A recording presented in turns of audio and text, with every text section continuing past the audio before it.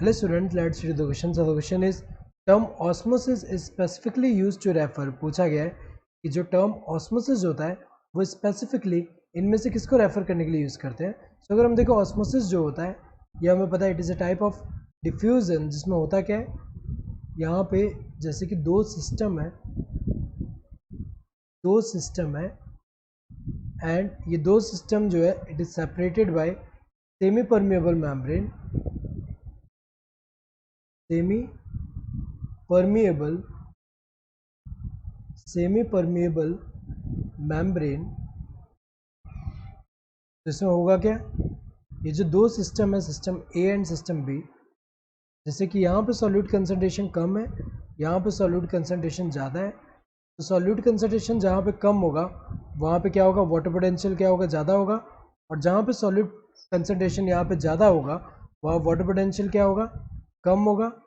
तो वाटर जो है हमें पता है कि वाटर मूव करेगा from higher water potential to lower water potential ये थ्रू सेमी परमिएबल मेम्ब्रेन. तो अगर हम देखें ऑस्मोसिस होता क्या है, movement of solvent from its higher concentration to lower concentration. तो अगर हम देखें यहाँ पे ये जो है ये ऑस्मोसिस होता है. तो यहाँ पे अगर हम देखें diffusion across the semi permeable membrane, ये अगर हम देखें ये तो सही दिया हुआ है.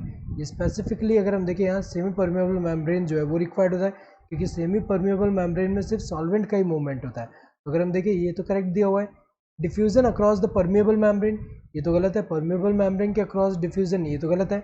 सेकेंडरी एक्टिव ट्रांसपोर्ट ये भी गलत है. सेकेंडरी एक्टिव ट्रांसपोर्ट में होता क्या है, जैसे कि यहाँ पे ये जो है ये अगर हम देखें यहाँ पे जैसे कि एक वाला ये जो प्रोटीन जो है ये इन्वॉल्व है किसके लिए, यहाँ पे movement of molecule against the gradient. तो यहाँ पे क्या हो रहा है, एक्टिव ट्रांसपोर्ट हो रहा है, एक्टिव ट्रांसपोर्ट होगा. एक्टिव ट्रांसपोर्ट में क्या होगा कि जो लो कंसंट्रेशन, जैसे यहाँ पे अगर हम देखें यहाँ पे लो कंसंट्रेशन है, लो कंसंट्रेशन और यहाँ पे क्या है हाई कंसंट्रेशन.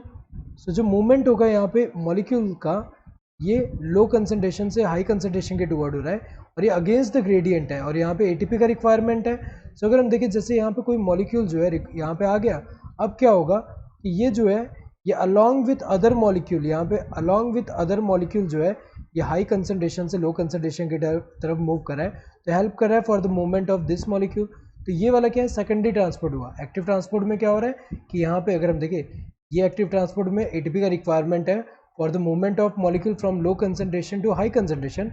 और जब हाई कंसंट्रेशन में आ गया तो ये जब हाई कंसंट्रेशन से लो कंसंट्रेशन के टुवर्ड डाउन द ग्रेडियंट जाएगा तो अलॉन्ग विद दैट ये अदर मॉलिक्यूल जो है उसको भी साथ में ले जा रहा है. तो इसको हम सेकेंडरी एक्टिव ट्रांसपोर्ट बोलते हैं. ऐसे टाइप को फैसिलिटेटेड डिफ्यूजन भी नहीं है यहाँ पे. सो अगर हम देखिए correct answer would be this first one. Hope you understood the question. Thank you and all the best.